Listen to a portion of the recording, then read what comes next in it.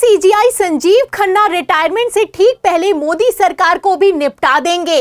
आपको बता दें, सुप्रीम कोर्ट में एक याचिका दाखिल हुई है और इस याचिका ने मोदी सरकार की नींव को हिला दिया है। खबर निकलकर सामने आई है कि जिस याचिका को चंद्रचूड़ ने तत्काल प्रभाव से खारिज कर दिया था, अब उस पर सीजीआई संजीव खन्ना सुनवाई करेंगे। तो आप देख सकते हैं, पहले तो सीजीआई खन्ना ने चंद्रचूड़ के फैसले को पलटा और अब तगड़ा एक्शन होने वाला है। तो इस एक्शन में मोदी सरकार कैसे फंस गई है आपको बताएंगे, और तो और चंद्रचूड़ पर आखिर क्यों एसआईटी की टीम जांच करेगी उस पर भी आएंगे। लेकिन उसके पहले आप बिग ब्रेकिंग देखिए।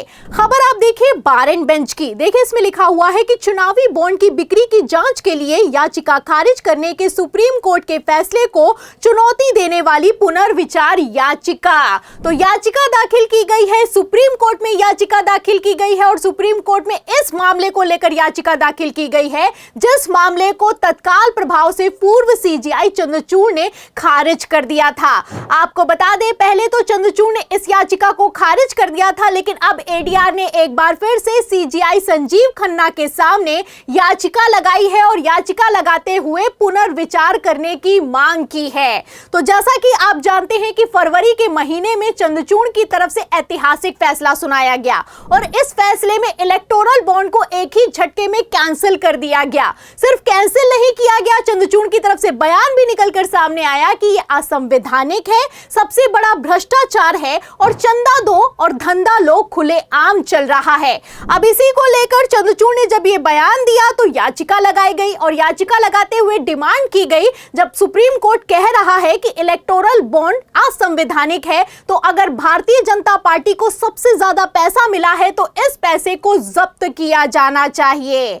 आपको बता दें, जैसे ही ये याचिका चंद्रचूड़ के सामने पहुंची, चंद्रचूड़ ने आओ देखा ना ताओ इस याचिका को खारिज कर दिया और खारिज करते हुए कहा कि इसमें हम दखल अंदाजी नहीं कर सकते हैं। और ये कोई हवाई बात नहीं है, खबर भी मौजूद है। खबर आप देखिए भास्कर की, इसमें लिखा भी हुआ है कि इलेक्टोरल बॉन्ड स्कीम की जांच एसआईटी नहीं करेगी, याचिका खारिज, सुप्रीम कोर्ट बोला इसमें दखल अंदाजी गलत होगी, केवल संदेह के आधार पर आदेश नहीं दे सकते हैं। तो आप देख सकते हैं, एक तरफ चंद्रचूड़ ने कहा कि यह असंवैधानिक है, चंदा दो और धंधा लो चल रहा है, वहीं दूसरी तरफ चंद्रचूड़ का ही बयान निकलकर सामने आया कि संदेह के आधार पर हम एसआईटी के जांच के आदेश नहीं दे सकते हैं। अब इसी को लेकर पेच फंस गया है और एक बार फिर से सीजीआई संजीव खन्ना के सामने याचिका को दाखिल किया गया है, पुनर्विचार की मांग की गई है और तत्काल एक्शन लेने की मांग की गई है। ऐसे हालातों में चंद्रचूड़ बुरी तरीके से फंसते हुए नजर आ रहे हैं। अब जब सीजीआई संजीव खन्ना जांच के अगर आदेश दे देंगे तो मोदी सरकार भी फंसती हुई नजर आ रही है, क्योंकि जितना चंदा भारतीय जनता पार्टी को मिला है, लाखों करोड़ों की तादाद में मिला है, ये किसी से छुपा हुआ नहीं है।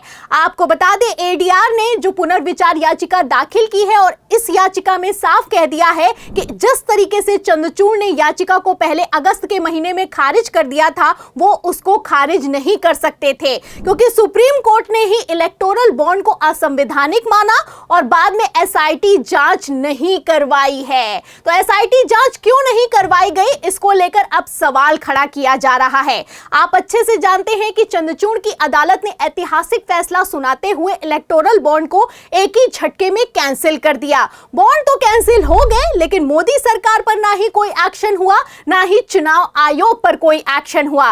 लेकिन अब एक्शन हो सकता है, क्योंकि सीजीआई संजीव खन्ना के सामने याचिका पहुंच गई है। फिलहाल एक तरफ जहां याचिका पहुंची है, वहीं दूसरी तरफ भारतीय जनता पार्टी के हाथ पांव फूल गए हैं, क्योंकि भारतीय जनता पार्टी किसी भी कीमत पर यह नहीं चाहती है कि सीजीआई संजीव खन्ना किसी भी तरह से उनकी किसी भी मामले की सुनवाई करें। इसीलिए आप जानते हैं कि एक तरफ सीजीआई संजीव खन्ना मोदी सरकार से लेकर चुनाव आयोग को नोटिस थमा रहे हैं, वहीं दूसरी तरफ चुनाव आयोग भी भी जवाब नहीं दे रहा है और मोदी सरकार भी जवाब देने के लिए तैयार नहीं है। आपको बता दें 2 दिसंबर को प्लेसेस ऑफ वर्शिप एक्ट को लेकर सीजेआई संजीव खन्ना की बेंच ने सुनवाई की और सुनवाई के दौरान साफ कह दिया कि 3 हफ्ते के अंदर मोदी सरकार को जवाब देना होगा आखिर हुआ क्या है, और जब तक केंद्र हमें जवाब नहीं देगा तब तक हम इस पर आगे सुनवाई नहीं करेंगे। लेकिन इन सब के बावजूद अभी तक मोदी सरकार की तरफ से कोई जवाब नहीं दिया गया है और गजब तो तब हो गया है जब चुनाव आयोग भी जवाब देने के लिए नहीं तैयार है। आपको बता दें सीजेआई संजीव खन्ना की तरफ से चुनाव आयोग को भी नोटिस थमाया गया है और जवाब तलब किया गया है कि आखिर कैसे प्रत्येक पोलिंग बूथ पर जो मतदाता हैं उनकी संख्या को 1200 से बढ़ाकर 1500 कर दिया गया है। इस पर भी नोटिस जारी हुआ है, लेकिन चुनाव आयोग ने भी अभी तक किसी तरह का कोई जवाब नहीं दिया है। अब इस जवाब न देने से आप अंदाजा लगा सकते हैं कि चाहे मोदी सरकार हो चाहे चुनाव आयोग हो, ये लोग किसी भी कीमत पर ये नहीं चाहते हैं कि सीजेआई संजीव खन्ना उनके मामलों की सुनवाई करे।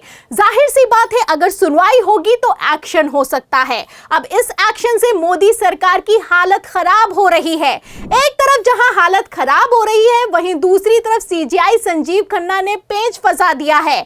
आपको बता दें इलेक्टोरल बॉन्ड की जो पुनर्विचार याचिका है सुप्रीम कोर्ट में पहुंची है, वहीं दूसरी तरफ सीजेआई संजीव खन्ना ईवीएम के सत्यापन की याचिका पर भी सुनवाई करने वाले हैं। तो संजीव खन्ना फुल फॉर्म में दिखाई दे रहे हैं। भारतीय जनता पार्टी की हालत खराब दिखाई दे रही है। चुनाव आयोग तो सुप्रीम कोर्ट से भाग खड़ा हुआ है। अब ऐसे में सवाल ये खड़ा होता है कि आखिर ये लोग कब तक भागेंगे। मई के महीने में सीजेआई संजीव खन्ना रिटायर होने वाले हैं, लेकिन रिटायरमेंट के ठीक पहले पेच फंस गया है। अब ऐसे में आपको क्या लगता है, अगर इलेक्टोरल बॉन्ड के मामले में एसआईटी की जांच होगी तो क्या मोदी सरकार को सारा पैसा लौटाना होगा? और अगर मोदी सरकार को सारा का सारा पैसा लौटाना होगा तो चंद्रचूड़ का क्या होगा और चंद्रचूड़ के फैसले का क्या होगा? तो इस सवाल के जवाब में इस पूरी खबर पर आपको क्या लगता है? क्या सुप्रीम कोर्ट में बड़ा खेला होने वाला है? जो भी आप सोचते हैं हमें कमेंट बॉक्स में जरूर लिखें। वीडियो को ज्यादा से ज्यादा शेयर करें, हमारे चैनल को लाइक करें, सब्सक्राइब करें, ज्वाइन करें। फिर मिलते हैं अगली खबर के साथ, तब तक के लिए धन्यवाद।